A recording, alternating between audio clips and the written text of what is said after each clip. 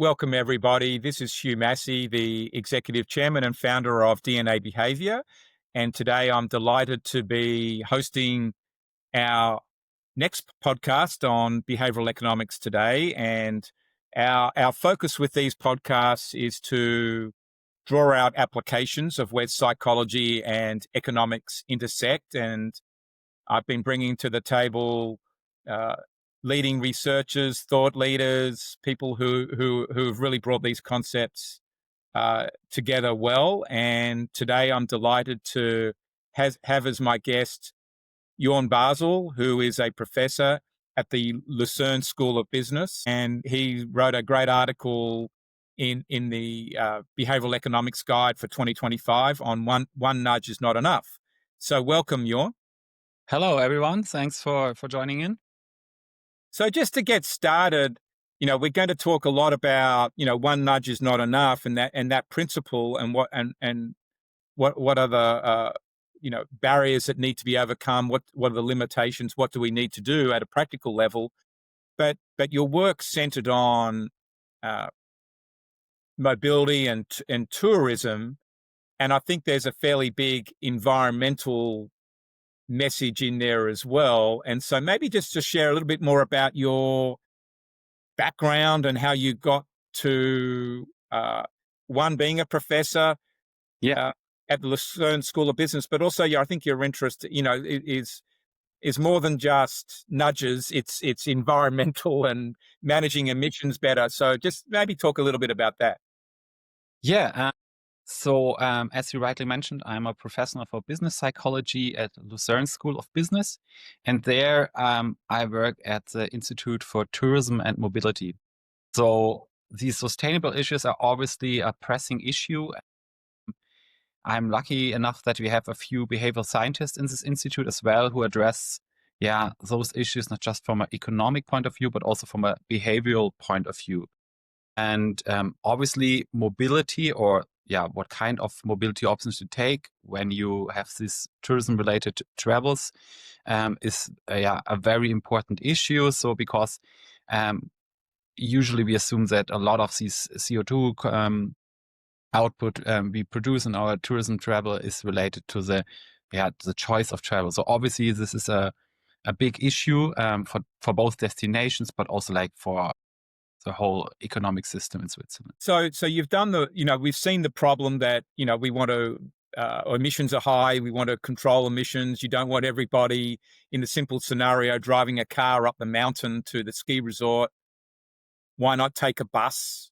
But people feel inconvenienced by having to, throw on their skis, haven't got the flexibility. It's a different experience. Maybe not the 5-star experience of driving up in your BMW. So, and you've talked in the article about, nudges and some experiments were done. So just talk a little bit about that and what the process was, starting with a nudge, realizing that was maybe not enough, and start from there.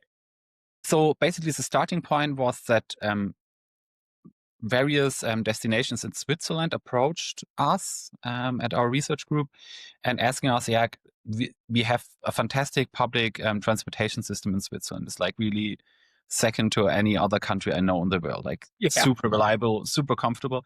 And despite having this fantastic system, we still observe that many people take their cars for various reasons. There might be good reasons, so I'm not judging this, but we just observe this.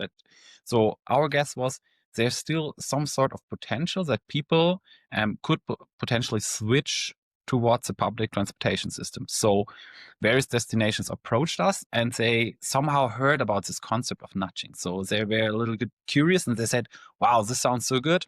Like nudging by definition, no bans, no prohibitions, still freedom of choice. That sounds so good because as a destination, we still want to be attractive towards our visitors. We don't really want to be perceived as teachy in some way. So they said, what kind of incentives, what kind of structure we can set up in order to make travel by public transport more attractive? Is there something more than just giving people like reduced ski tickets and so on.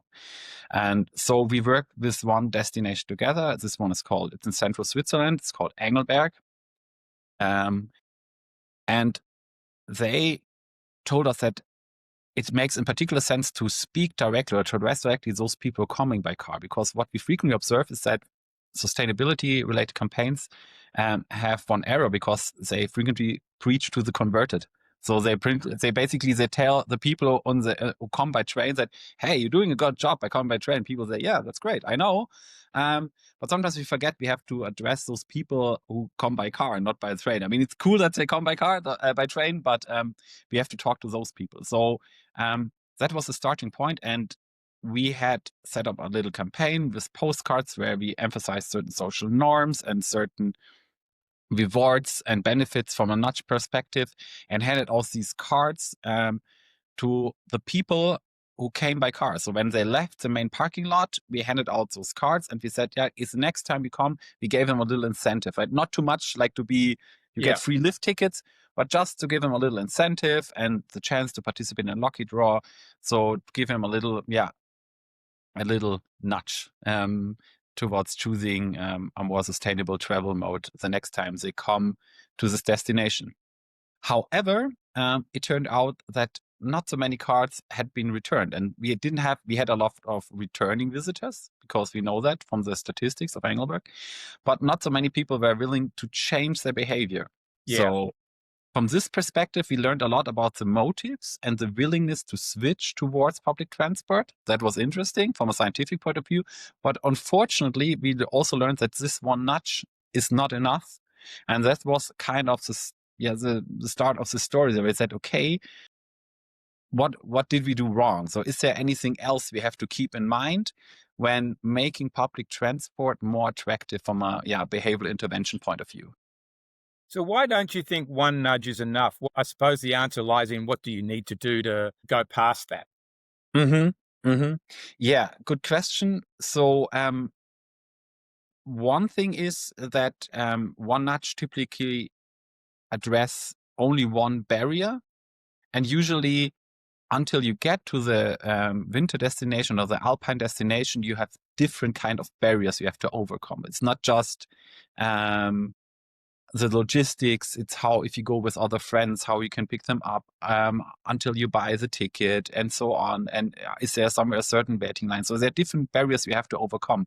It's not simply the message or like simply the point that you get a reduced ski ticket. So frequently there are different barriers, and one nudge is usually not enough to overcome all these barriers. So I think frequently we had the wrong assumption, probably based on like these magic studies, for instance, in the context of honor donation, where we said, wow, just change the default and we have super high organ donor rates.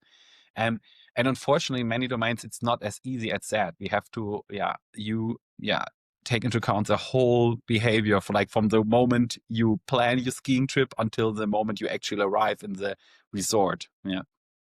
Yeah, so I think what we're dealing with is there's a lot of variables at stake. Humans have a lot of different motivations, Mm-hmm. and they're not always financially driven. You know, some of the people driving up the mountain to go skiing, a cup of coffee and a croissant isn't going to change their behavior.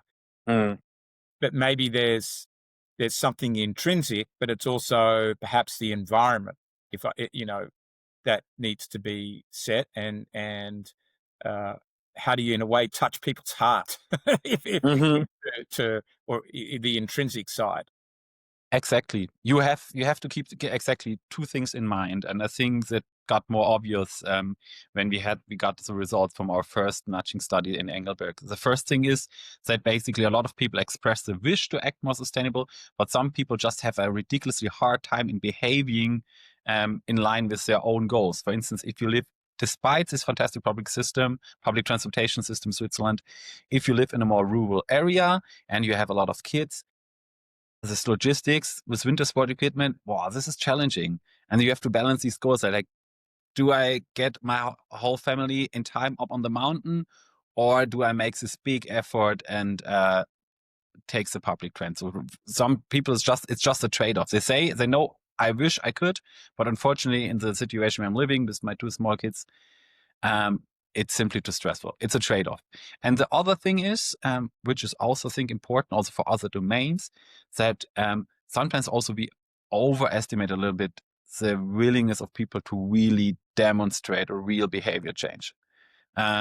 So it's also nothing new probably to behavior scientists, probably, but for destination management, it was that there's a big gap between saying and doing. Like this action intention gap is real, and we see a lot of social desirability moderated results when we try to estimate the potential of actual behavioral change. So maybe sometimes it is smaller than we think sometimes. In some ways, it's sort of, you got me to think of, I followed a model just for general change Mm, called Tiny Habits, and around, it addresses three things. The person's motivation, um, is the action actually achievable? And I think that gets to one of the concepts you bring up is the infrastructure and the whole environment, um, that people are in, but also what are the prompts? And sometimes a prompt needs to be put in, or a barrier needs to be removed. But mhm, I sort of found that it's easy if the habit starts small and finishes big, mhm, um, is a way to do it. And so maybe sort of just addressing that here in terms of, you figured out that just one postcard, isn't certainly not giving you enough, and the response rate's not giving you enough data to determine what's going to really work. But it probably said, because of the low response, this is certainly not enough. mhm, But so what were the steps that you took? Because you build you've looked at the phase model of, mhm, self-regulated change, mhm, and then you've gone to boosts. Um, mhm. sort of. So maybe if you explain that a little bit more.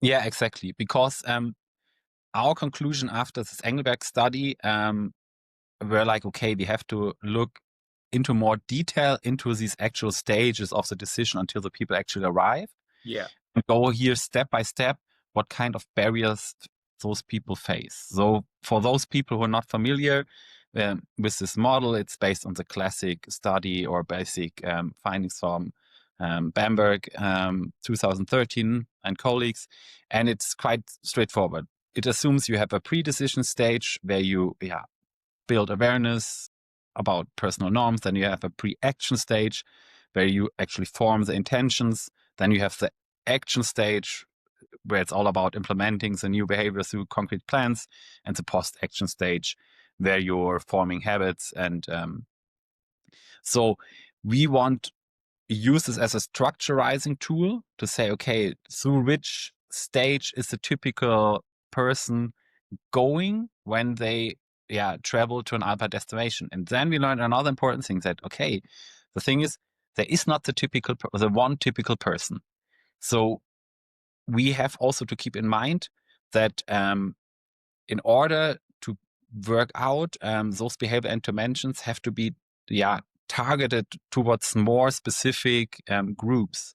So it's not the one size fits all approach, which is inherent to many nudges, because they say, yeah, we all share the same um, cognitive mechanism, and this is like the key principle why nudging works, which is right. But in my opinion, when they truly want to work, we have to take into account that for specific target groups, some nudges work better than others. So this was also like, um, one key finding. So have this phase model, analyze what the typical planning or looks like for your customer, for your client, and then try to identify, are there different target groups that might differ a little bit in the way they go through this model or through these stages. Yeah. So I think what I'm hearing is, if you break down all of the stages to getting to a decision, so pre getting to the decision, there's a whole lot of stages and steps. Mm-hmm. And then there's the action, and then there's a whole lot of things that happen afterwards as well, Mm-hmm. step actions that might happen later on, that you need to break all of those down, and then look Mm-hmm. at how different people are responding in each of those situations, Mm-hmm. and that a series of nudges potentially might need to be uh, formed, uh, Mm-hmm. created for the different people. It might need to be communicated differently, Yeah, uh, because each person's got different motivations. You know, while you're passionate about emissions, somebody might hear it differently. exactly. About Yeah. it's about convenience, even though, you know, I think all of us would like the world to exist for longer. uh, but Yeah. but the communication structure might need to change. Uh, Mm-hmm. Yeah. That's correct. Yeah. but do you see it as a series of nudges so that it's not just one nudge parked at the right place with some different communication around it, that maybe it's a whole chain of nudges? Mm-hmm. Is that the answer of what you're driving to here, or is it that plus education? Mm.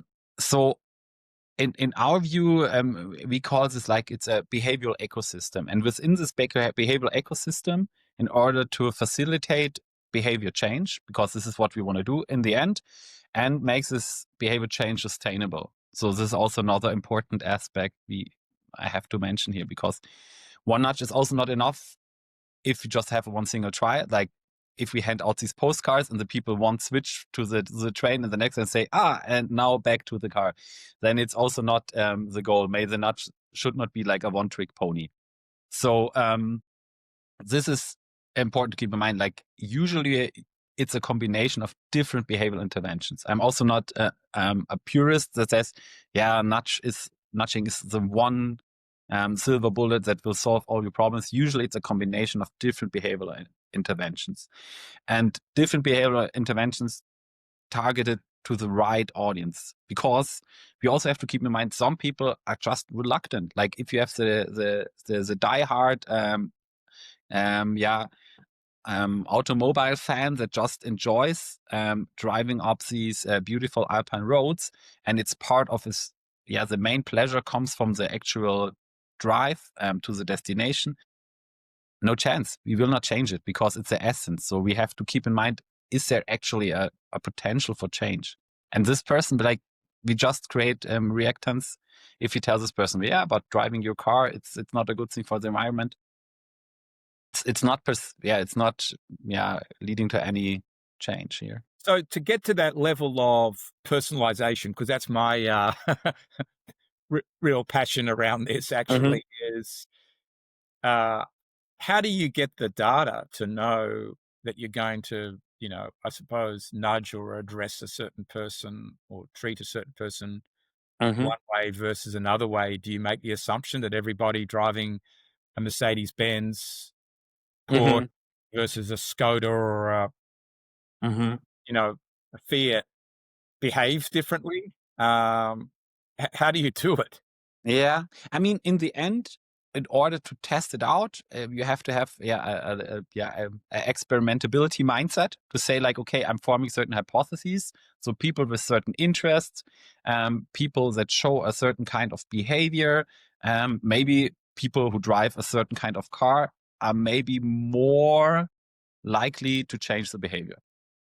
And it's in the beginning, it starts with hypotheses that can be somehow grounded in some data. But what we did, for instance, like in a recent study that's still undergoing at the moment, we found out that especially this likelihood of those people that are, for instance, very receptible towards social norms, and also that show a very high potential to demonstrate a behavioral change, is an urban group of things like couples, double income, no kids. And we found that those people usually share certain interests. And the good thing, we can say a lot bad things about social media these days, but the good thing is you can have very good marketing campaigns with exactly this kind of focus. We can say people are interested in this, and this, and people who are living in this area and within this age, and who are not married. You can target them directly. That's a really a big plus of social media analytics. And then we can compare those groups with other groups. Like we can compare those things with one key finding from Engelberg's that people like couples with kids in a more rural area, they have a harder time. They are less susceptible towards behavioral intervention, even if they articulate in a different way. They say it's very important.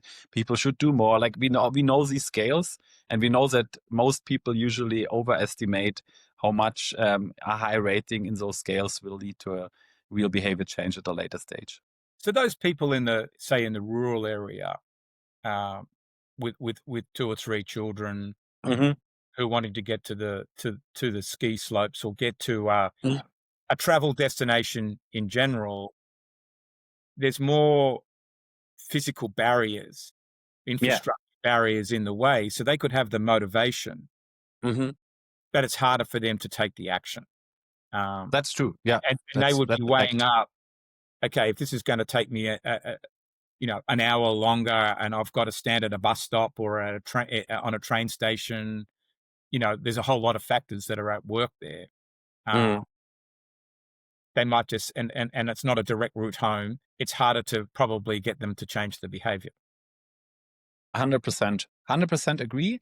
And we know that, but we have to keep this in mind. So like those barriers those people face are real, and we have to address, we can still try to address those barriers. For instance, Right. the, the train company, the national train company in Switzerland, for instance, you have the opportunity that your luggage is being taken to your destination. They have really a door-to-door delivery, which is an attractive offer. Like if you go on skiing holidays, for instance, if you go there for a week, they come one day earlier, and then you have a really quite hassle-free travel. You just have basically your hand luggage, and all the other stuff has been taken one day before, and it's at your holiday home or at your hotel. But So of course, getting this works not out if you just make a one-day skiing trip. Yeah. so it's just getting the messaging right. Yeah. For people. So if you're going for a week, why wouldn't you take that option? Whereas if you're just going for an afternoon skiing, Yeah.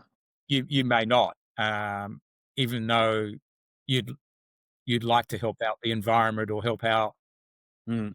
just the general infrastructure. Um, Exactly. But here's also like one crucial part. I mean, I think a lot of nudging has to do with our communication. For instance, here we can highlight that how easy it actually is to book this kind of service, because people think, oh, and then I have to call this train company, and then I have to give them a description where I live, and then I have to choose a time when they pick it up, and I'm not around the day before. Like sometimes we have we don't imagine certain processes to be that easy. And of course, it's a responsibility then of the train company to make it seamless and easy, because if you have a nightmare doing it one time, you will not coming back. So you have to be true to your marketing claim. If you say, hey, it's super easy and convenient, and then it's a completely nightmare start to finish, those families will not book again this kind of service. yeah, I could see, and it's maybe even more than saying it's easy. It's actually demonstrating it that in the messaging. Okay, if you leave at 8 in the morning and you're at this spot, you can be picked up by the train and you'll be on the ski slopes in 2 hours because this is the schedule, and you Yeah. can have nice coffee and croissant on the train, Yeah. et cetera, et cetera. It's a relaxed experience, be more relaxing than driving. Yeah. Exactly. Yeah. If you go to that length, particularly for people that need that uh, Mm. kind of information, and today, I suppose, with technology, Yeah. we can make that happen. And I would suspect that most people are using an app now, like to book train, to Yeah. book Exactly. their Yeah. holidays, to book trains. There's some app that knows Yeah. what you're going to be doing. Uh, and I think it's learning how to use all that infrastructure. So that seems to me to be part of Mm. what you're doing here to make it a multi-layered. I don't know if you call it multi-layered prompts or prompts and boosts, Mm. Yeah. but it's the infrastructure that you create Yeah. as Definitely. well, so that people can be successful Yeah. with around the nudge. Exactly. And another thing which is important, in my opinion, when we look at this behavioral ecosystem is one thing that my doctoral thesis supervisor always said, yeah, the psychological findings, we can just summarize them that, in the end, people are just lazy. Okay. And he says, in the end, people have such a strong preference just for the most seamless and most easiest option. Just make sure your preferred option is the easiest and the most hassle-free option, and people will stick to this. And I think we can discuss about it, but I think in the essence, it has a right core. And I also think that if you develop this kind of behavioral ecosystem from a destination point of view, you have to keep in mind that the kind of solutions you offer, they should be super, super easy. They should be super seamless. If you say, hey, we have this great booking homepage and it's not mobile friendly, for instance, no matter how many good communication campaigns you have, if it's not on the mobile, it's not working, usability is not good, people say, I tried for 2 minutes and, come on, let's take the car. And say, like, in all for nothing. So, like, it has to be, those barriers in every domain have to take into account. This is why we take this, barrier analysis so serious. It's like, okay, and when they finally change their mind and people have the intention to go by train.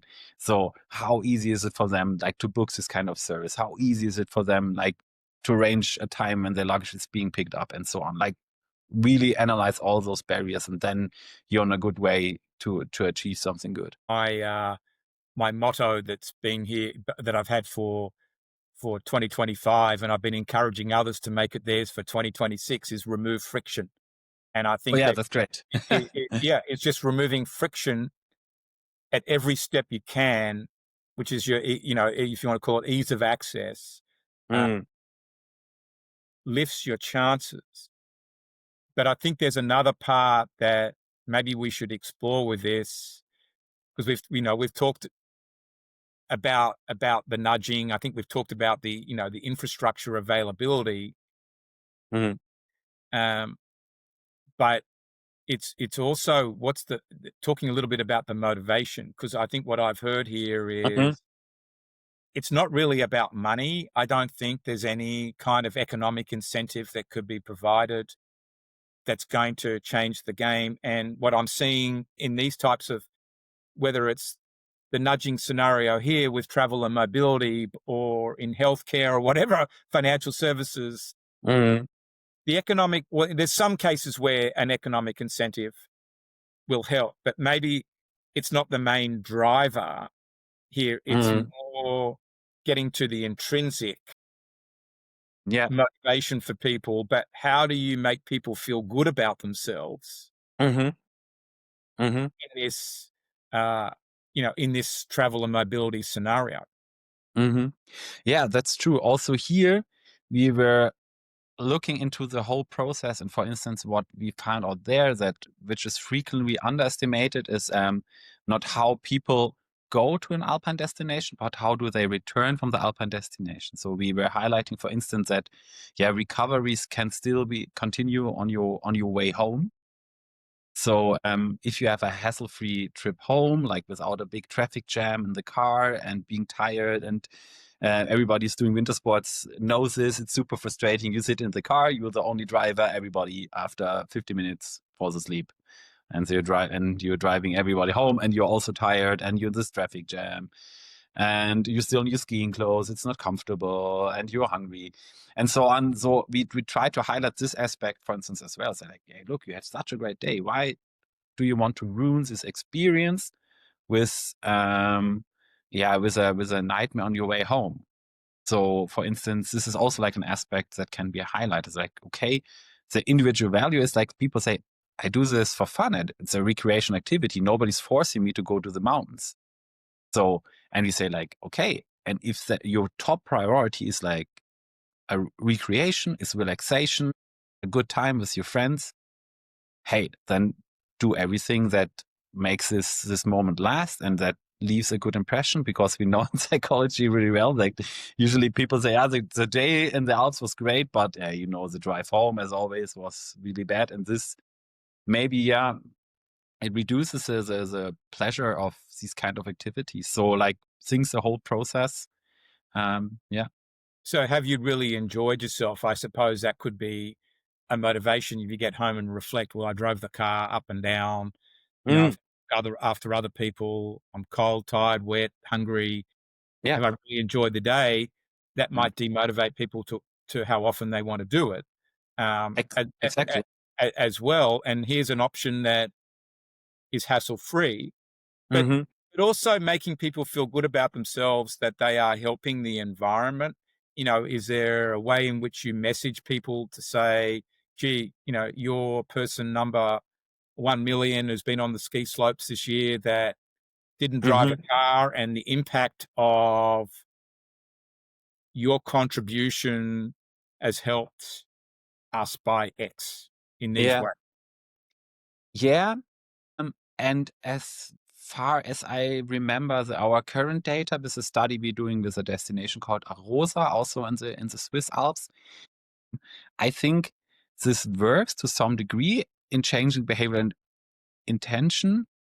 But what is even more important is like the related social norm. Like people say, okay, it's nice for me, but it's even nice if other people know that I'm doing the right thing. Yeah. So also like, especially these urban double income no kids group is, yeah, they care what other people think.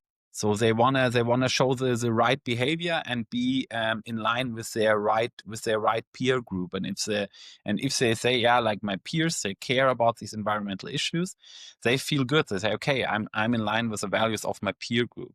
Yeah. And is part of the environment that gets built here that there's an app that people Hmm. can go on, and Hmm. you can opt in perhaps, and so you click the button opt in, and it's Hmm. going to record. It's going to know that you drove up and down from the mountain. It's going to know what you did, Hmm. and then it provides feedback to Hmm. you, but also a little bit like I ride a Peloton bike, and Yeah. it's sharing feedback with a whole lot of people. Anybody can go in there and see Hmm. how often I rode, what my activity was, or people are looking in my golf handicap thing as well. Yeah. But I could see that scenario being built into the app, for example, where you buy the lift tickets for the season, that type of thing, or other connected apps that will track this. Hmm. Exactly. I mean, we know in other domains like that try to just get people simply more active, like not just necessarily in a sustainable domain, but in general, like people should walk more and so on. And these kind of little rewards and logos and symbols they get on their phone or in their favorite app, and so they usually work out. However, I must say, like in this mobility context in particular, I'm afraid here as well, it's a little bit the risk of here preaching to the converted. Like those people who have already this sustainable mindset, they are quite eager in collecting these points. So in my opinion, and this is in line what I see in the current data so far is like that people are more attracted, like if they can share with others this kind of behavior. It's not just for them, so they want to share the status. So it's not okay. I did like I know this, for instance, modern sports watch. They tell you how many steps you did, and they give you like a reward if you did like these Yeah. couple thousand steps a day. And here's even for them, so somehow they people should see the status. So like I have the sustainable traveler status or so on. So this can be an important thing to have. Yeah. Yeah, it's interesting that you bring that up because in a completely different scenario, yesterday I was doing a podcast just like this with a behavioral economics guide piece of research as well that was, done on the healthcare system in Ethiopia, and whereby, the whole issue was how do you in a way nudge the healthcare workers to fill out all the forms and provide the data necessary for patient care. But when the systems were built to do it and some of the impediments taken away, Mm. healthcare workers embraced it because once they could see that they were impacting better service delivery Hmm. uh, through an app, could Hmm. could show them that, so they could tap into the app and get access to the data and be able to work with conclusions and things. But also they were getting showcased amongst their fellow peers. Mm. as having, as having not only filled out the forms, but also the performance metrics get put out there. And I think that what this is bringing out, your situation's different, is Yeah. bringing out that people want the gratification of recognition Yeah. and to 100%. be seen as doing the right 100%. thing with others. And in a way, Yeah. being a leader in the community, yeah, that's really what we're uh, uh, in some ways appealing to. Yeah. 100%. 100%. Very, very nice example. And it really translates what we see here, that you might have the intrinsic motivation, and the intrinsic motivation is probably a great starting point to gather information and so on. But at some point, we are social animals in the end. We want to share our experience and we want to share our behavior. And if we, especially a lot of people, some are also have the tendency to promote their preferred way of doing things. So people say, "Oh, I went there with the train and it was so comfortable. And the way home we had so much space, and they had this nice restaurant in the train, and we were not starving and having this bad gas station food, and they had some yummy stuff in the train, and so on." People want to share it. Again, here, this is a nice, probably like the positive benefit of social media. Here, people can share this kind of behavior. So, like, if this is in line with the intrinsic motivation, people usually try, to promote it as well. And Jorn, are you seeing any pattern of people not participating at all? No, not taking the nudge as a cue to do something. They're just impossible to move. Is it just solely the infrastructure issue, or is there something else that we're Um, not going to get 100% of people? Or mhm. I think you talked about 75% of people will do something more or better in Yeah, changing behavior to some level, but there's another 25% there. exactly. Yeah. Um, and among these 25% of women, that's a rough guess, but I think it's probably valid also for other domains. I think among these 25%, we have a certain percentage that is simply reluctant as soon as they get any kind of information that tells them what they should do or what they should do not. Especially in Switzerland, people for some reason say, "Oh no, this is somehow targeting my freedom of choice. I want to be independent in what I do, and I have the free will, and I do what I want." Um, and as soon people, for some reasons, no matter how you frame the information, if people have the feeling that you're speaking this way, you just create reactance.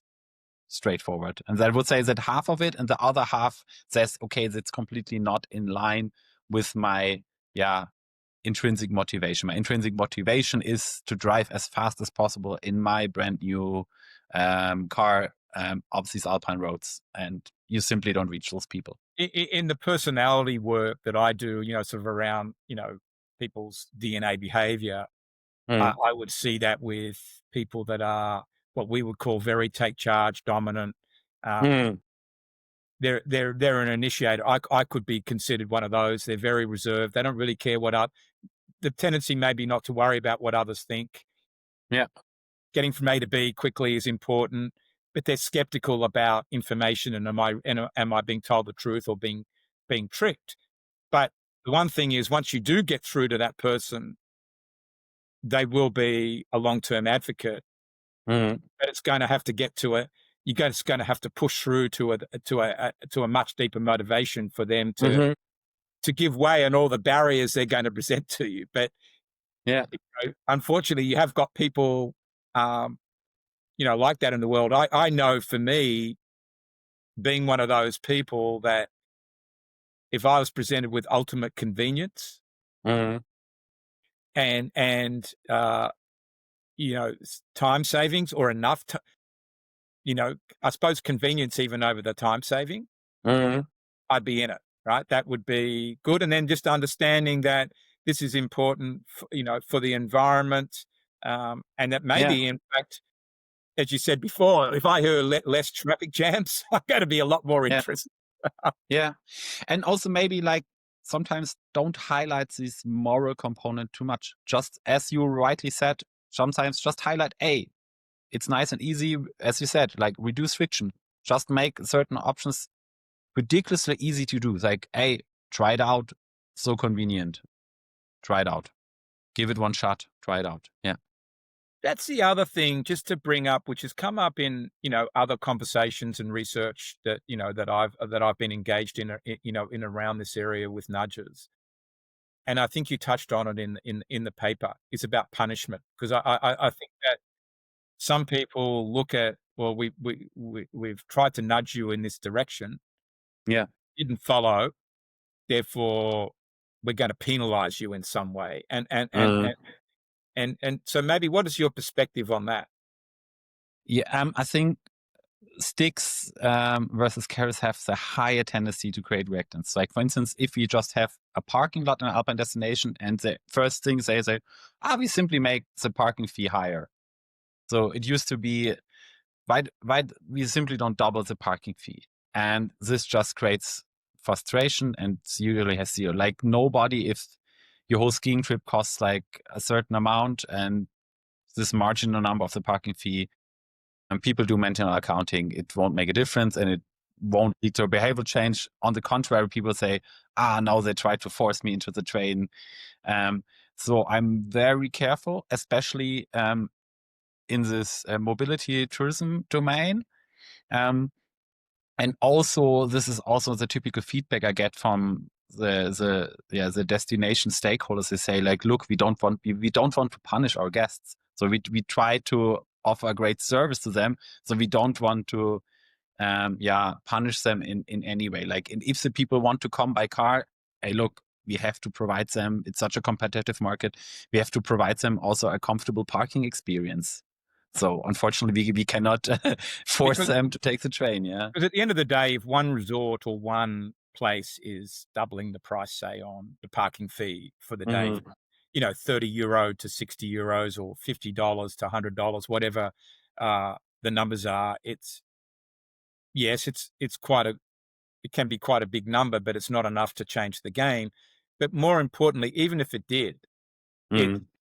it causes resentment, and people are then negative about the rest of the experience. They may not spend as much money elsewhere in the resort, and they can go somewhere else because somebody else is not going to do that. And I think what we're really trying to do is engage people more deeply in the change emotionally, because emotions is what, in a way, changes decision making and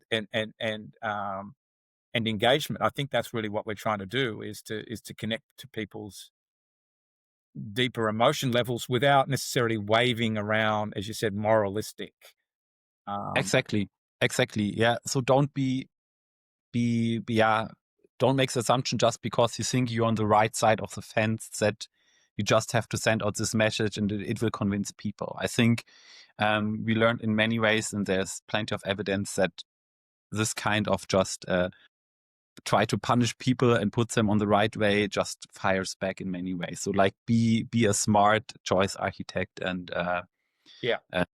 take into account that people simply have other preferences that are not in line with your preferences. Yeah. Because I think what this really brings out, and your article, provides the foundation for, is that choice architecture is actually quite sophisticated. It needs a lot of consideration, Mm-hmm. research, knowledge. It's very nuanced Mm-hmm. to do it extremely well.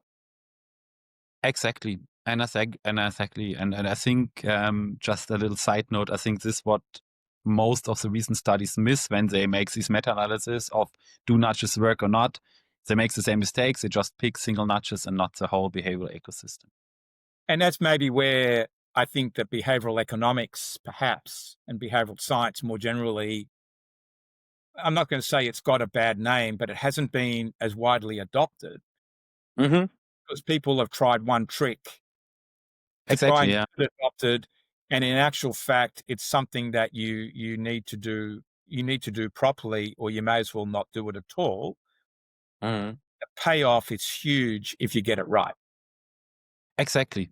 You So imagine sometimes, that the payoff's huge is really in terms of creating change across a lot of people, yeah. the payoff's enormous. but you've got to do some work. It's not not just Exactly. throwing out one nudge, you know? Yeah. Exactly. This is why I also like the term architecture. So it's not like you just put two stones off each other and you have a house. Like there's some knowledge about it, and there's some background towards it. And sometimes like these simple interventions work, but in many cases complex domain problems usually deserve a more like complex approach. Like basically for the people affected, maybe it's not, this complexity is not visible, but before you do the intervention, I think that's there's a challenging part. In a way, you're architecting the way a whole community lives, and if they can then at the end feel like, okay, I got a better personal experience out of it from the time I left my home to my day or week skiing, but I also can see that everybody else is doing better and that's communicated, then you're going to get a pretty good result in the end. Um, Exactly. Yeah, that's worth the 100%. investment. Yeah, absolutely. Yeah. And I would say from what we've discussed, that's equally true, whether we're talking, you know, government and local governments orchestrating these changes as against it being done in a healthcare facility or within a, you know, strictly financially driven financial services type organization. Uh, or, all of the principles are the same. Exactly. I think the as you said, the principles are the same in many ways. Like the way we can approach certain problems.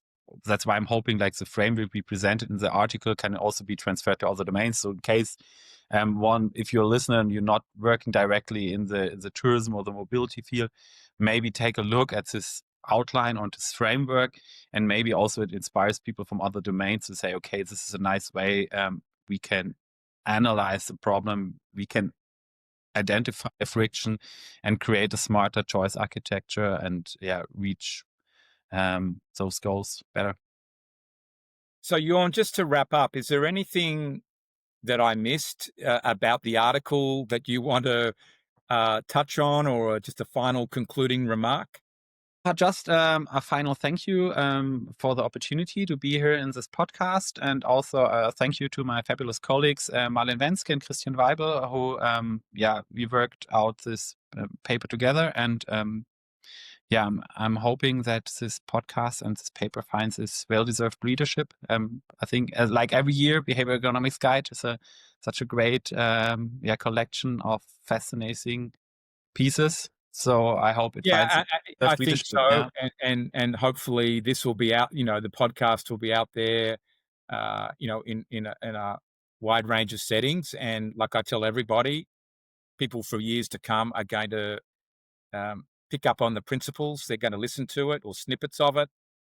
This will no doubt, whether it's by us or others, get transcribed in many different formats. That's just the way the world is with AI, and I think that's the great opportunity to bring this work to center stage.